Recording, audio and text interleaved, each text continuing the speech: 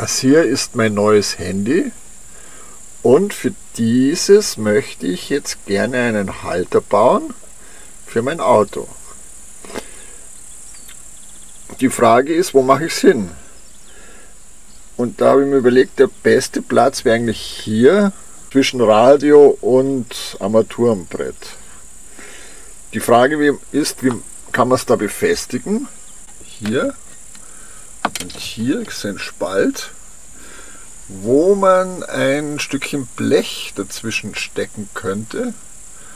Und deshalb werde ich mir jetzt ein paar Blechstreifen zuschneiden und an denen werde ich dann die Halterung befestigen.